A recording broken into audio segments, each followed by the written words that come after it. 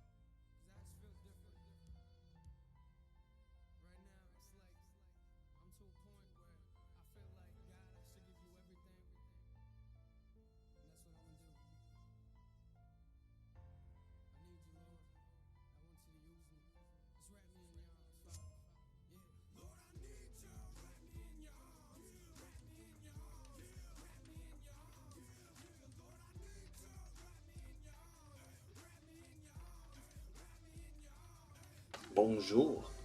Eggs energy. Wrap me in your arms, wrap me in your arms. Need your arms, wrap me in your arms. We're gonna go for a run pretty soon.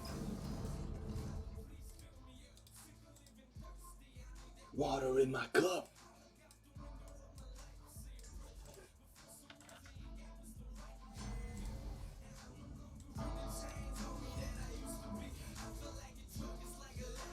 Using me.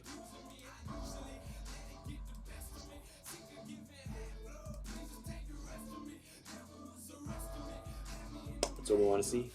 Apparition fugace. Track. Hide. Flee the obscure. Exist. I'd rather die. This is gonna come handy. Shadowfen Priest destroys the telephoning mirrors. Destroys people. He's probably the Altar of Despair is such a it loses to Shadowfen Priest. That's how dramatic it is. Need you in your arms, wrap me in your arms, wrap me in your arms.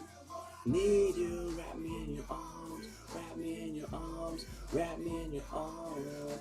Need you, wrap me in your arms, wrap me in your arms. But we don't know if he's for sure. Wayne's chained.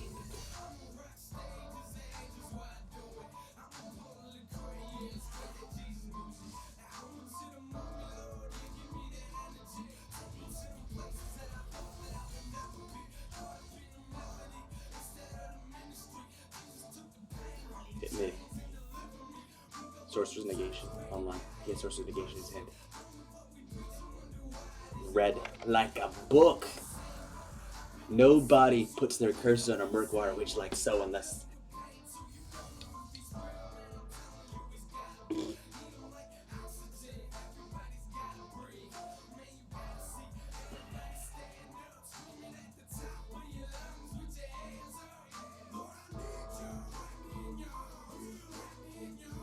Wrap me in your arms. This is exactly why we didn't even play the Malediction on the Tree Miner. He didn't even attack with it.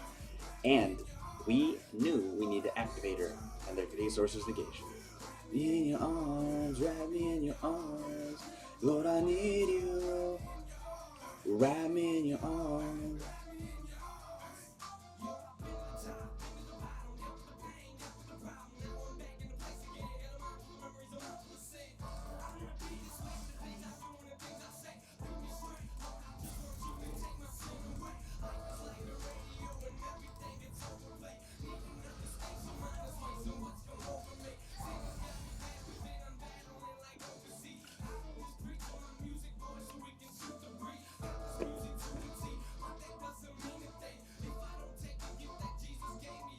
King! Rep the king!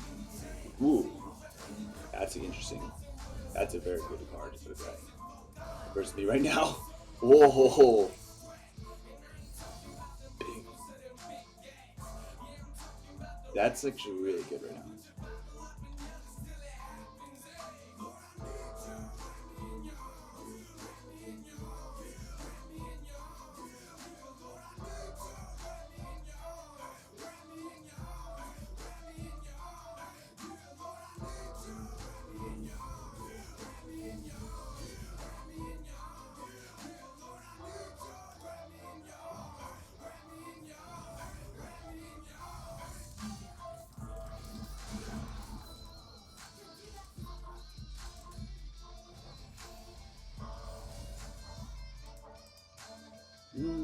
The Zivkin Banelord did so much work.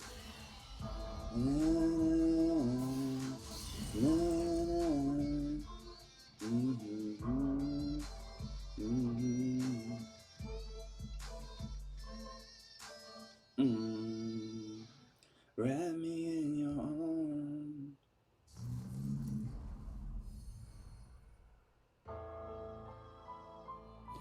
Yeah. We gotta be careful, he does have Uprising. The Matrice des Flux Silicon. With this, it's actually pretty scary for Uprising turn. He read Brahmin. He may reanimate. He may have reanimated this deck.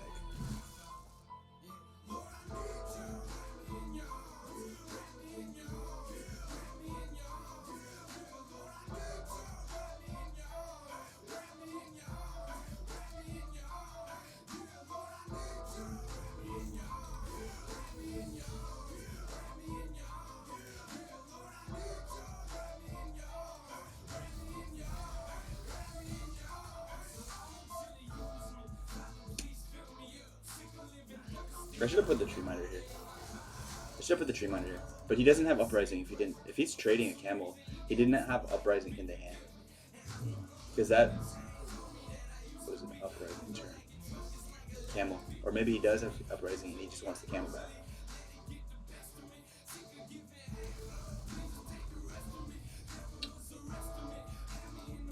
Cuff! One of the reasons why we're okay with attacking him like this is because we're going to be able to refill our hand soon, I think. Alduin, he has reanimate.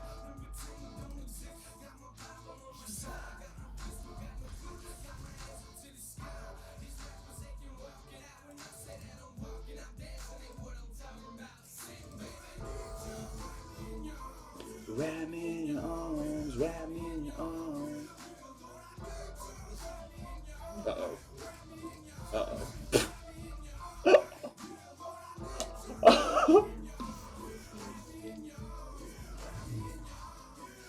That's funny. Wrap me in your arms, wrap me in your arms.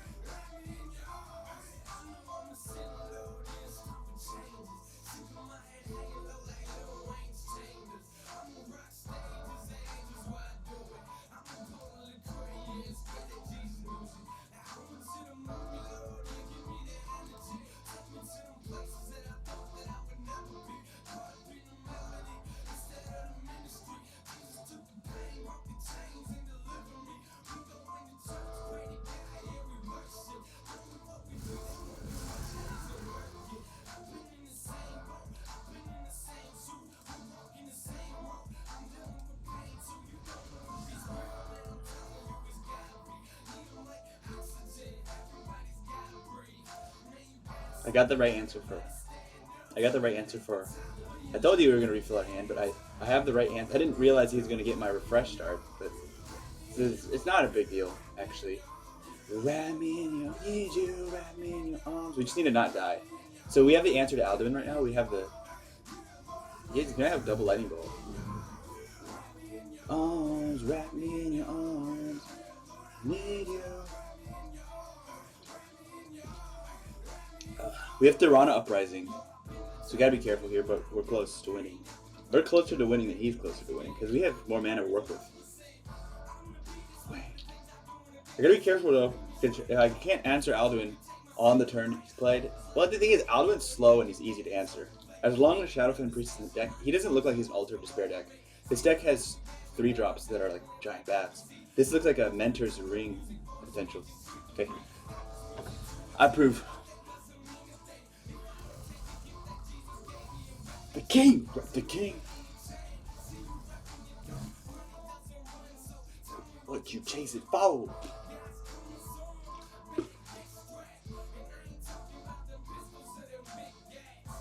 Okay, 7. I need 10 mana to work with.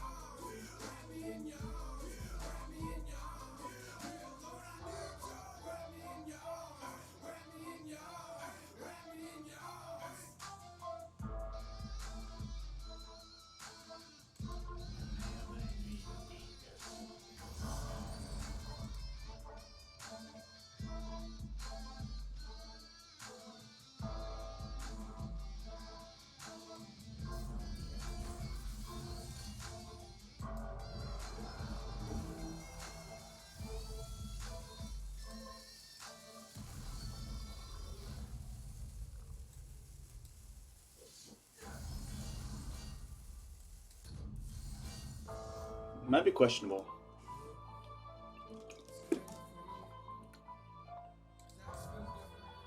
I'm hoping he plays a fresh start, and what we're gonna do is throw on a fresh start.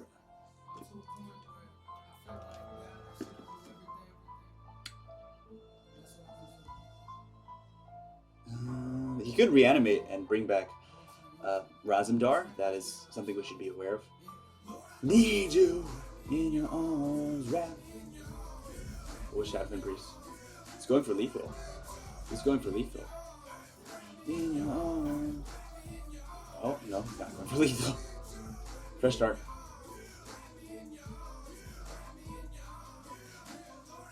Oh, did my game bug? I need to restart. My game bug. I don't know what he played. It looks like. I need to quit right now and come back. God, give me strength.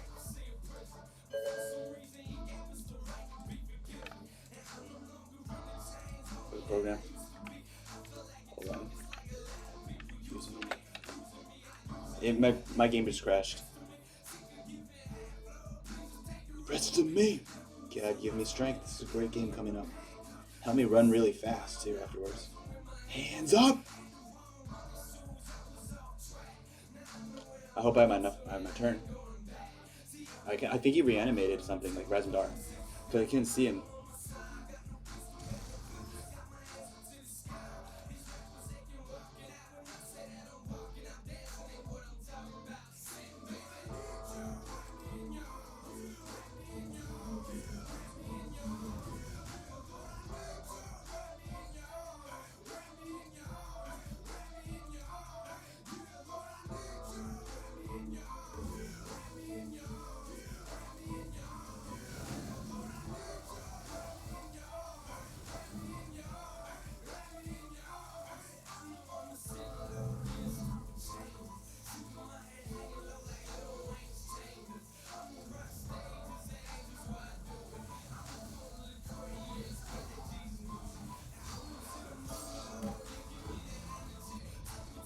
Give me strength.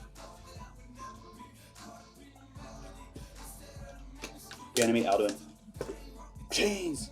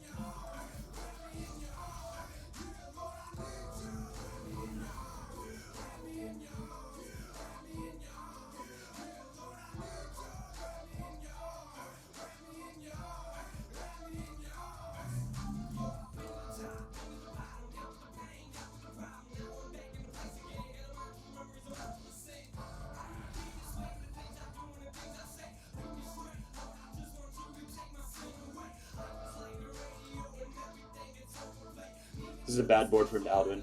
That's why we didn't land it. Oh. But he's also staring almost lethal. He's looking at lethal. He's legitimately looking at lethal, guys. Mentor's Ring. 9 plus 5 is 14. I could charge him with a lot of damage. Hold on. Help me God. 9 plus 5 is 14. 14 plus 7. I have 7 mana to work with. 9. I got 9 damage. 10 damage. I got 15 damage from hand. I have 15 damage from hand right now.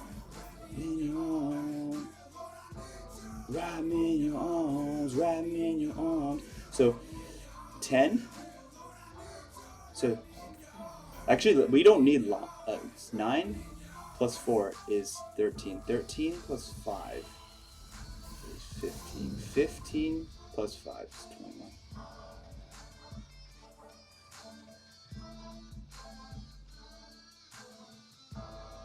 Nine plus 5 is 14.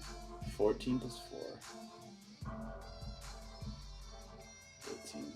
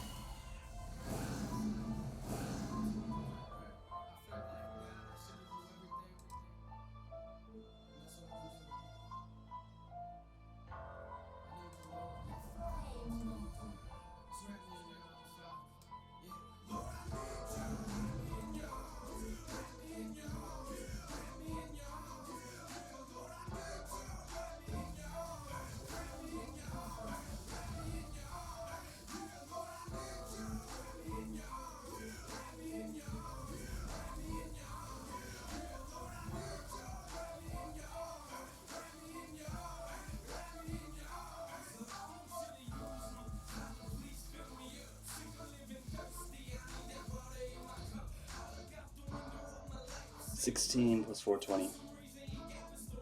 Be forgiven. Used to be. Using me.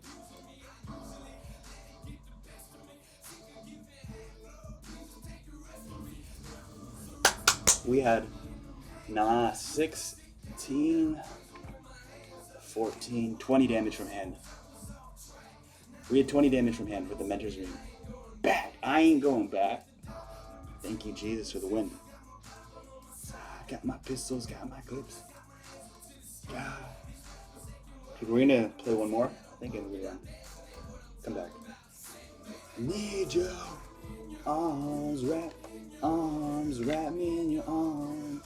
Lord, I need you, wrap me in your arms. Your arms, wrap me in your arms. I need you, wrap me in your arms. Your arms, wrap me in your arms. We're gonna turn that music up. Thanks, Energy. In your arms, wrap me in your arms. Wrap me in your arms.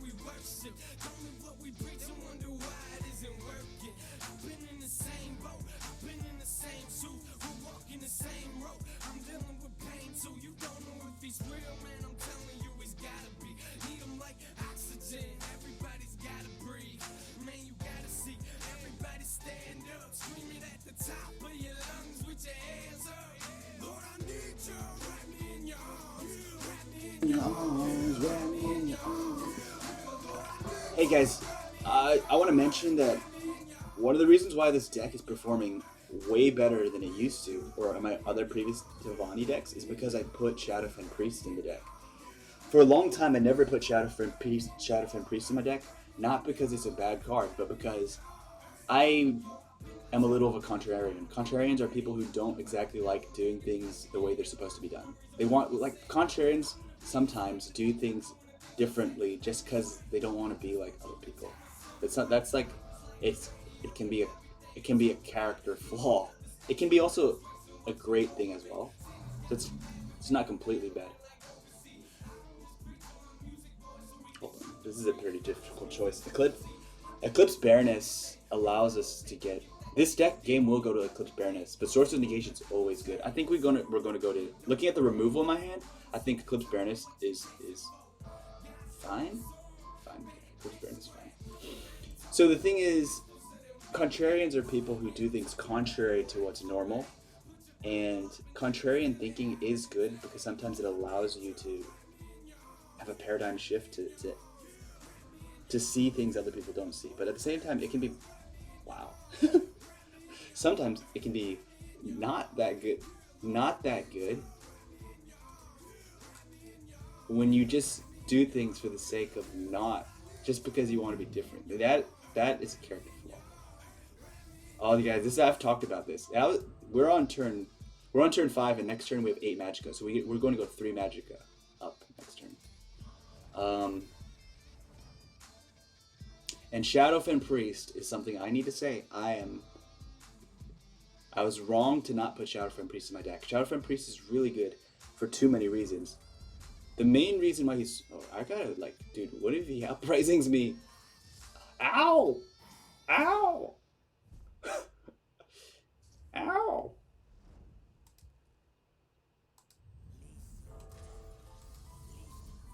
Take this. So... Shadowfen Priest, I was completely wrong about this card. Like, I just didn't want to play this card. I just didn't want to, because he just seems so normal.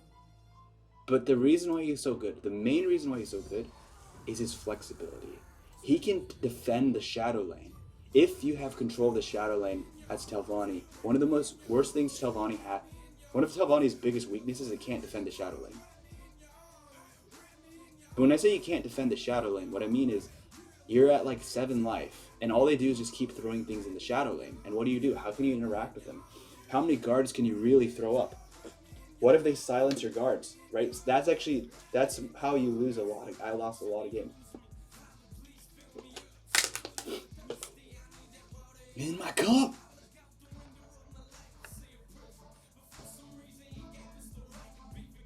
So this is why I said Fleeting Apparition is so good, because we took out 2 Tree Minders from deck. So when we're going to get healing, pretty much we are guaranteed to get healing, because there's only 1 Tree Minder, so we cannot pull 2 Tree Minders again. And one of them will be Black Hand Messenger. So we will stabilize. So there's 10 damage on stats. Down now. My hands up.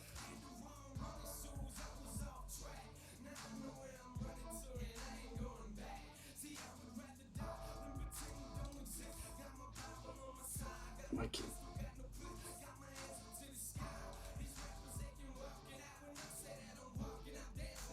Five.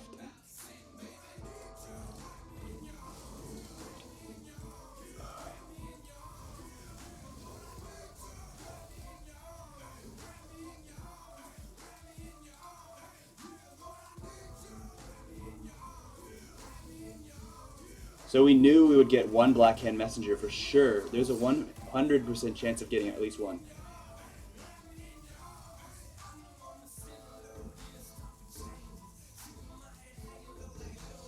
I don't really want to draw it.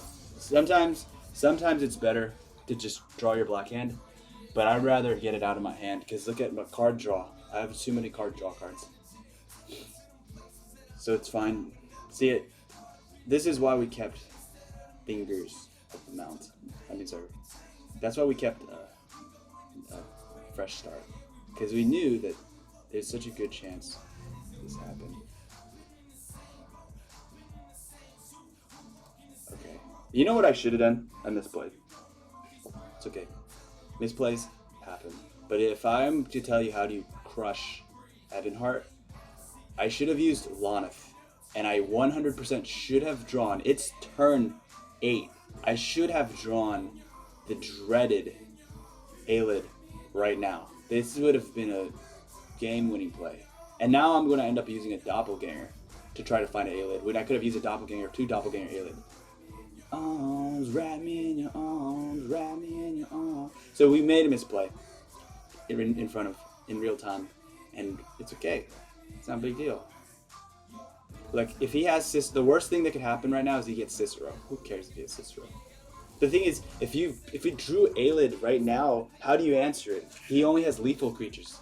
This is a lethal creature deck. Leaf Lurkers, maybe. Leaf Lurkers, maybe. But how many Leaf Lurkers can you play on turn 8? 1. Cicero is indeed the best card he can play. He's going to squish right now. I don't care if he's squished. Look how many cards are in my hand. The thing about... So we should have Aelid here, because imagine Aelid here. It's like, what you doing? So, what you chase it for? Money doesn't run, so what you chase it for? Big cats.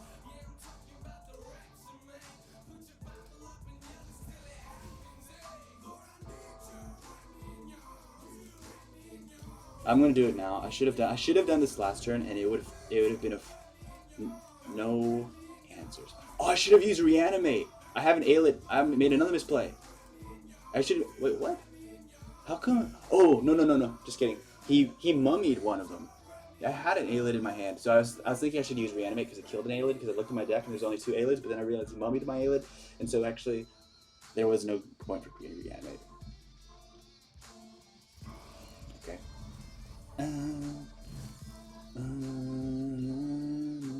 Interesting, we're going to 14 Magicka.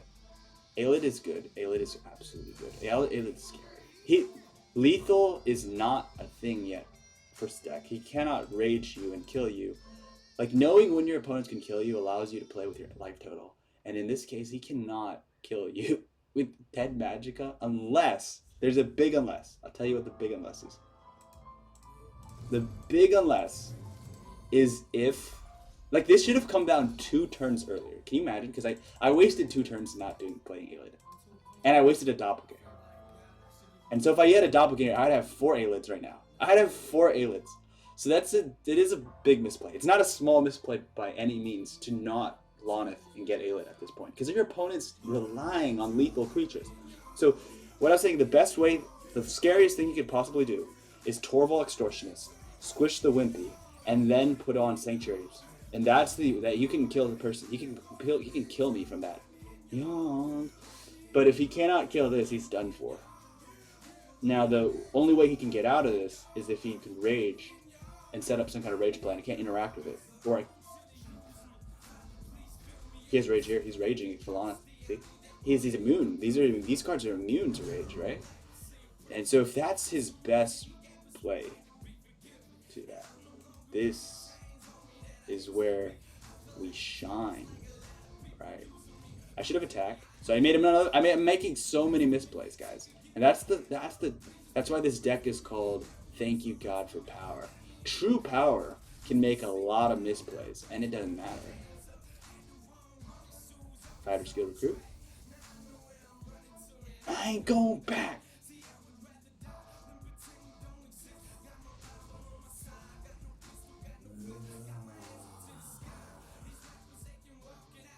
I'm actually legitimately tempted to lightning bolt my own 2/2. The reason is because I do not know if he could drain or rage or get out of this situation. Wrap me in your arms, wrap me in your arms. Let me see. I'm legitimately going to lightning bolt my own mummy.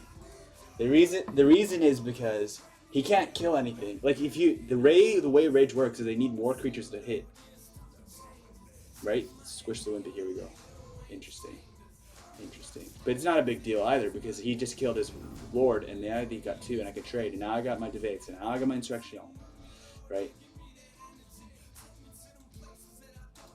Never be.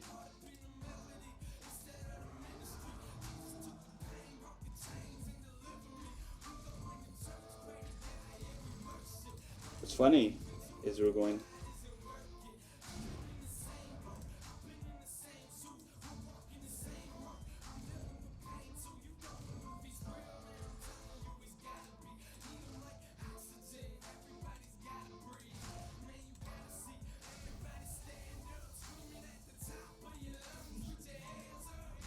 I need you in your arms, wrap me in your arms, wrap me in your arms. Lord, I need you, wrap me in your arms. I am very pleased to know that God does give me the courage to look at my misplays and my mistakes and not feel ashamed, to just look at them objectively, to be willing to correct them. It's actually something good from the biblical tradition that maybe not everyone's familiar with, is the Bible is actually a book about failure. The Bible records many failures. Look at this, 666. Ooh. 666, that's cool. 2 draws. GG to our opponent.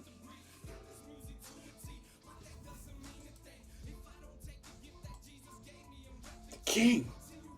I'll do one more. I'm going to run pretty soon. Weather's really good. But the Bible is a book of failures.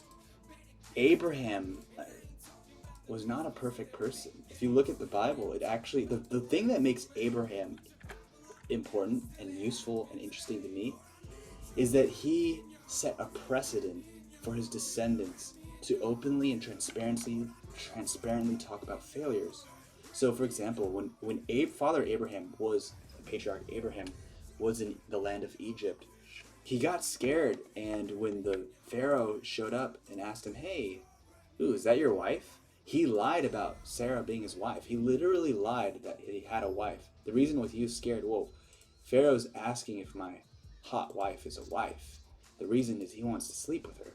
So if I say she's my wife, he's going to kill me and then take her as his own wife. That's exactly what is recorded in the Bible. And so Abraham set a precedent where he decided to say, look, I want our family to talk openly and transparently about failures, even if they're embarrassing. That's why in the Bible it records Abraham, Isaac. Abraham was the father of Isaac. Isaac was the father of Jacob. Jacob was the father of Joseph. And you could say Abraham's name is Ibrahim. Isaac's name was Isaac. Jacob's name was Jacob or Israel. Jacob changed his name to Israel. And so when you look at what happens, Jacob's eldest born son, Simeon, I believe. Let's check. Actually, Simeon, Jacob's eldest son, I think it's Simeon. Reuben, Jacob's eldest son, Reuben. This is a very interesting game indeed. Who's the aggro deck now? It's turn 5. Someone asked me, is this deck afraid of aggro decks? Who's the aggro deck now? Who's the aggro deck now? Just look at this. Woo! The ring does help. Can't lie about that. Thank you, God, for strength. With my hands up. I ain't going back.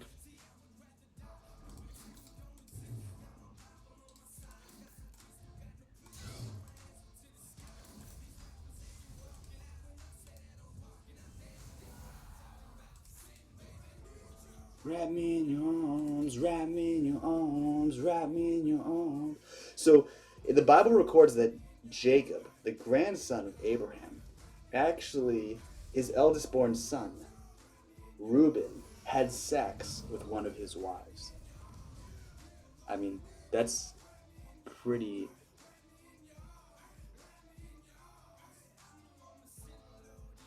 pretty-ish. Chain does.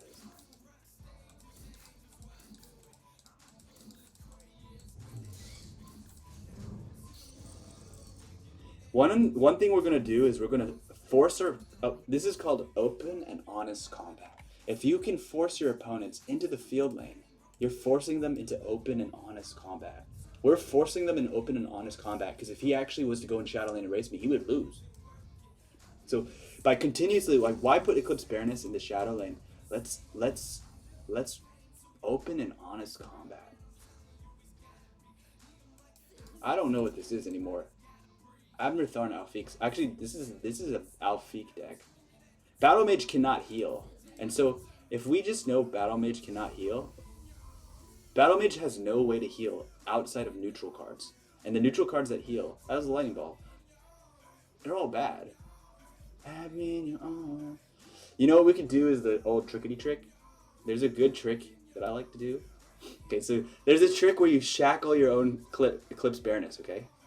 So he doesn't attack your Eclipse Baroness, and then you silence your own Eclipse Baroness, and then go for the lethal. Isn't that nifty?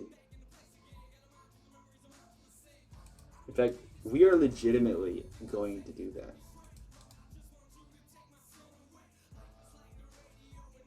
Isn't that nifty? Alternatively, we could go for the Thorana.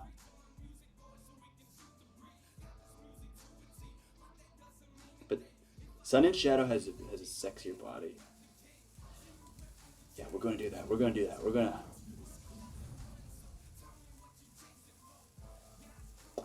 nah.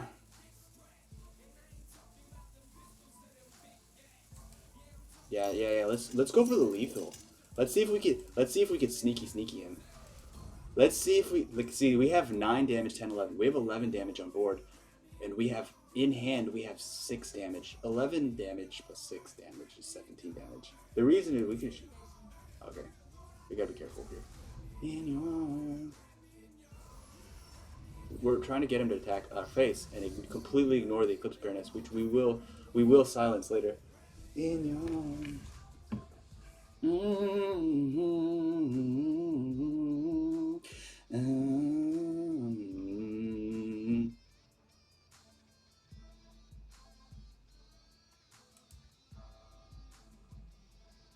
And we can always use Lonith to pull extra sources of negation.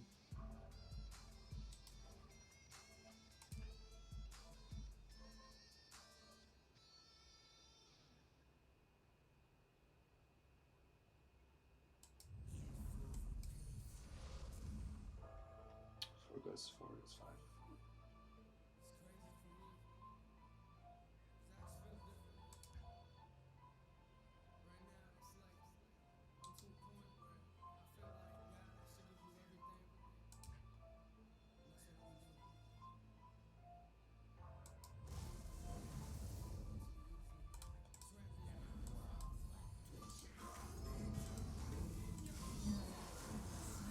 We're going to hold on to the curse. We're going to hold on to the curse because the curse will help discount the Fingers of the Mountain in the subsequent turn. Okay, we're not holding on to the curse. We're going to hold on to the curse, but it is better to do this. Lord, I need you, wrap me in your arms, wrap me in your arms. And we also put him in a jiffy. By actually shackling the Eclipse Baroness, we're preparing to get more damage put in, right? And we're actually forcing him to attack us in the face to get any value from the Tharn. And if he actually attacks the face, there's value. See, he just legitimately lost value.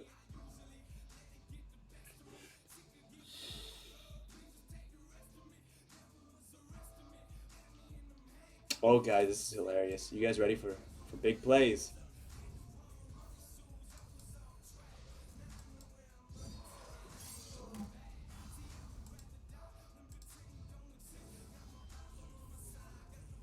Got no clips. Did you see the surprise attack? Did you just see the surprise attack? That is a Pearl Harbor move. That was so good. Thank you, God. Woo! Do you see that? Did you see that? Just sleeper shackles. Just pretend. I told my Eclipse Baroness on the Western Front, pretend to be asleep. Trap me in your arms. We use the curse to weaken the Abnertharn to really, really convince him not to attack Abnertharn. Like, this is mind games. We're convincing him that he should not attack the Eclipse Baroness.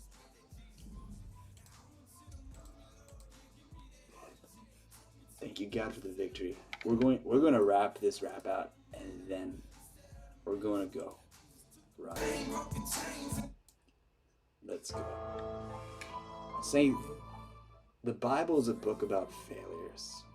Abraham's grandson, Jacob, who changed his name to Israel, his eldest son, Reuben, slept with his father. And it's recorded multiple times. And it's not because he hates his son. And it's not because it's not particularly glorifying. It's not flattering. It's a massive family failure. But it is setting a precedent that to be able to openly and transparently talk about failures, whether they're sexual, whether they're career, military failures, that's how we improve our lines of play. We should look at things and say, did we misplay here? How can we improve our play? And that's what I want to do with my life. It's one of the reasons why I'm trying to record as much as I can, is because I do one day want my failures to be known completely known and transparent. Right now I can't, because if I make my failures completely known, it'll actually harm some people in my life. So I'm hoping that there will be a day where I can be completely transparent, go on the record. It's like the stuff that you want released when you're dead. So you basically say, look, release this when I die. And so when I die, I know it's going to embarrass people. I know it's going to hurt some people. But I believe in the God of Abraham, Isaac, and Jacob. That's the God of failures. Jesus is the God of failures because he chooses to use failures as an ingredient to success. He's not scared of looking at what's ugly. God already saw what's ugly. He already saw everything that was ugly in our life. So he's all good. From God's end, he's comfortable. He's comfortable with what's ugly and what's failure. But from our end, we're uncomfortable. So if we want to get in line with God, one of the things is like, God, help me be able to look at failure the same way you do. God looks at failure in a completely different way than human beings. Hey, it's parallel. It's like 51 wins, 15 losses. All right, I'll be right back. I feel like a drug, it's like a lot of people using me, abusing me. I usually let it get the best of me. Sick of giving half love, please just take the rest of me. Devil was arresting me, had me in them handcuffs, used to sick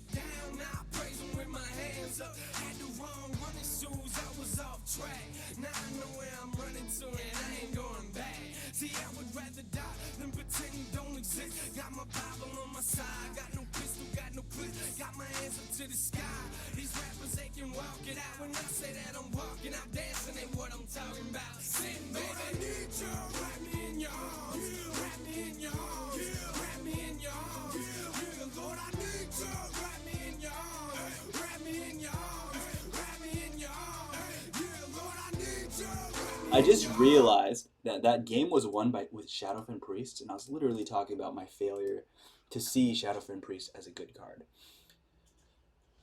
Or put it in my deck. Actually, I saw it as a good card, but I refused to put it in my deck. So, Portrait de Fangam Ombre. And actually, there's a lot of things. Ombre must mean shadow. And the first word, Portrait, must mean priest. Fange must be fen. Fange. De must be Portrait de Fange. Ombre must be shadow. The thing is, because ombre is a word in English. A lot of French words became English words. Ombre means like shadow. Yeah, like it's a shade of color, like a dark color.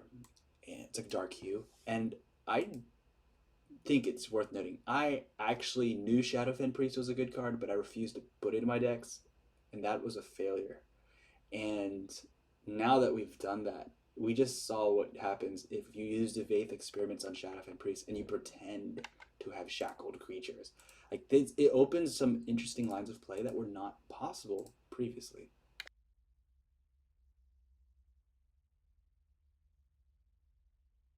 Okay, so here we go. Yeah, it's crazy for me, cause I just feel different.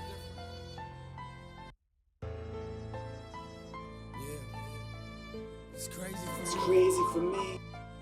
I just feel different right now. Right now, it's like I'm to a point where I feel like God, I should give you everything. And that's what I'm gonna do.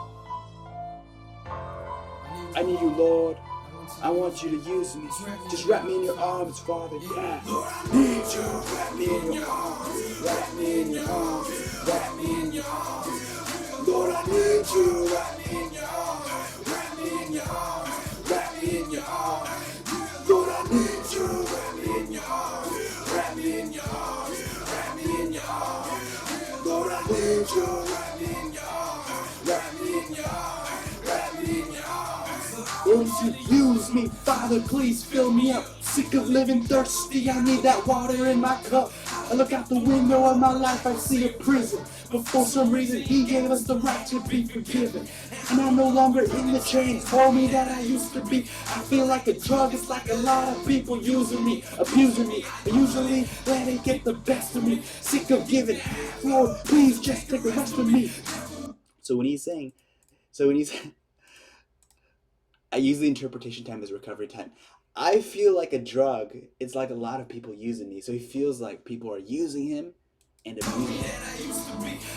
Like a drug, it's like a lot of people using me, abusing me. They're abusing him too. Like they're verbally abusing him. They're taking advantage of him. Use like fake friends take advantage of you just for perks, for example. Let it get the best of me. I usually let it get the best of me. Is like when people take advantage of me, I just can't operate at an optimal level. I just operate suboptimally. I'm just not able to function. His next line means I'm sick of giving 50%. I want to give 100%.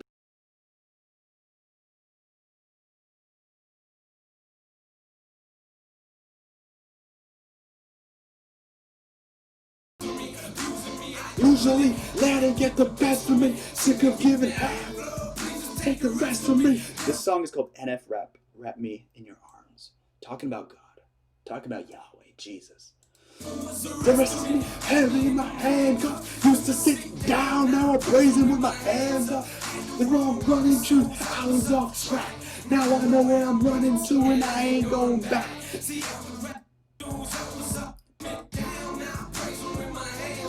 Had the wrong running shoes, I was off track.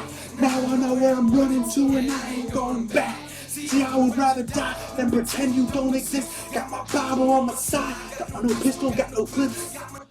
These lines crack me up when he says, look, I had the wrong running shoes. I was off track. Now I know where I'm running to and I ain't going back. And I ain't going back. See, I would rather die then pretend, God, you don't exist.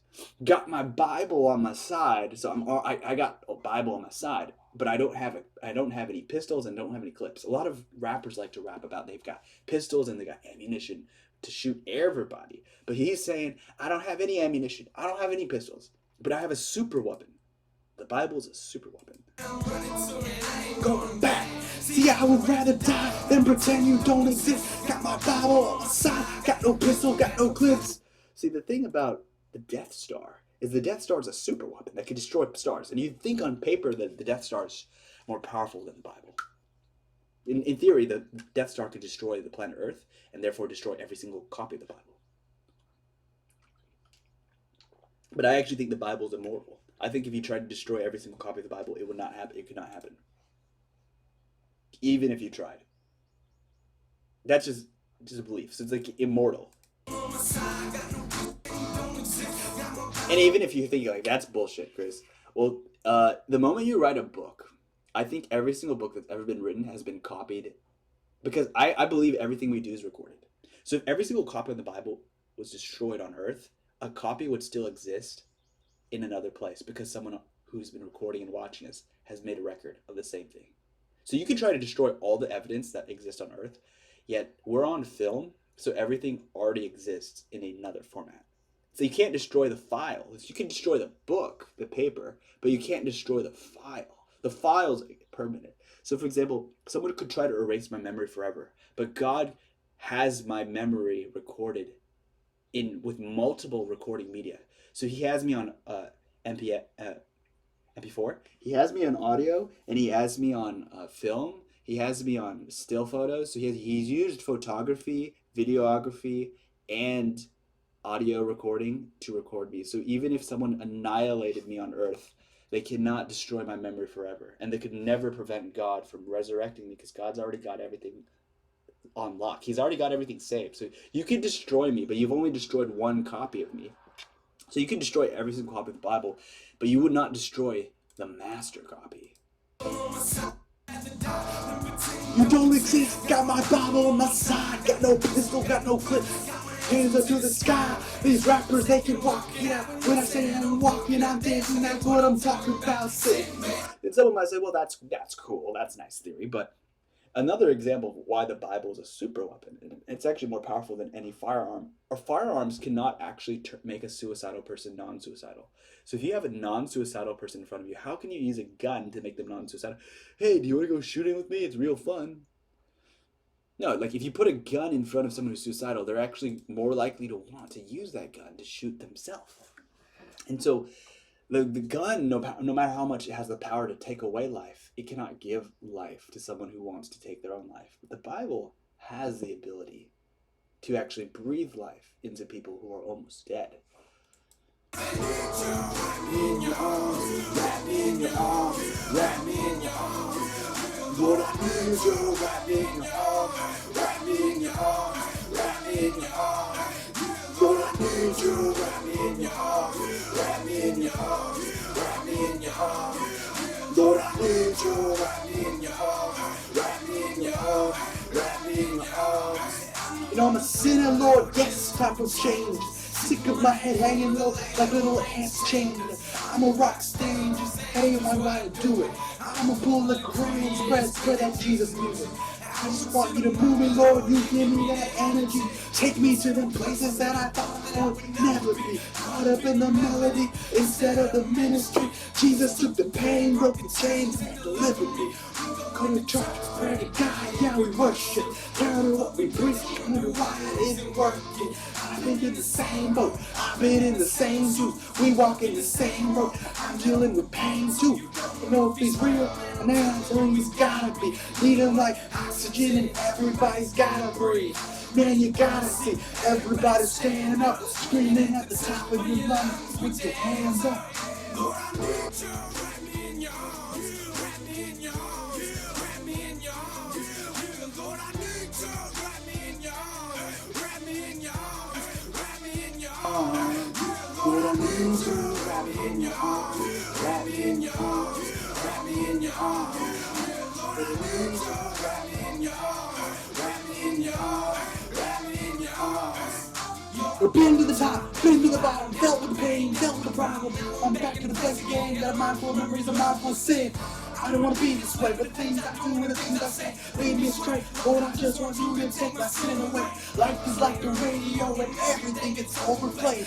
Now the station line is racing, what's come over me? Things has got me battered, I'm battling like overseas. I just want the music on so we can shoot the breeze. Music to a T, but that doesn't mean a thing if I don't take the gift that Jesus gave me and rep the king. See you got the chain, see you repping your dough. Money don't run, so what you chase it for? Inside Lincoln Park, this is hard, but we try our best. Thank you, God, for being able to try our best. Whether we fail, Yo, been to the top, been to the bottom, dealt with the pain, dealt with the problem. Back to the place again, got a mind full of memories and a mind full of sin. I don't wanna be this way, but the things I do and the things I say lead me astray. Lord, I just want you to take my sin away. Life is like the radio, everything gets overplayed. Now the station line is racing, what's come over me? Sin has got me battered, battling like overseas.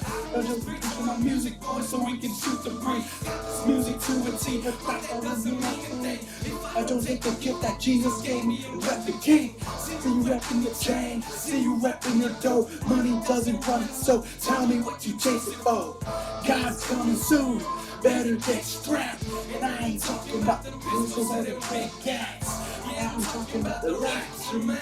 Put your Bible up and tell me till it happens. Hey, in your arms, in your arms, in your arms.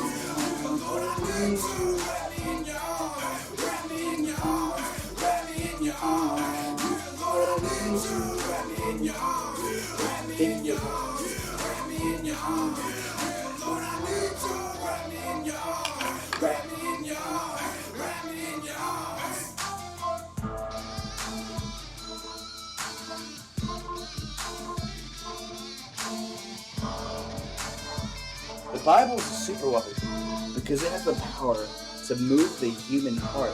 It can transform the human heart from evil into good. It can make a person who is arrogant like myself become humble, see, and be willing to look at our own failures and to do something about it. A gun cannot do that. A gun cannot transform the human heart. A gun is just a very basic tool. A gun can be made by machine. The Bible could not be made by machine. Sure, it can be printed by machine, but the actual words themselves, the actual work product, the actual man hours that went into the Bible exceed any firearm. The Bible is a product of many, many souls trying their best over thousands of years, for millennia. And so it is a treasured object. It is like a soul repository, a soul reliquary. So many souls poured their hearts and put themselves in there. Do I agree with everything that's actually written in the Bible? No. The Bible is not something that you just randomly agree with everything about. It's not a book that is meant for you to agree with. It's a book that doesn't just provide answers. It's a book that helps us ask the right questions.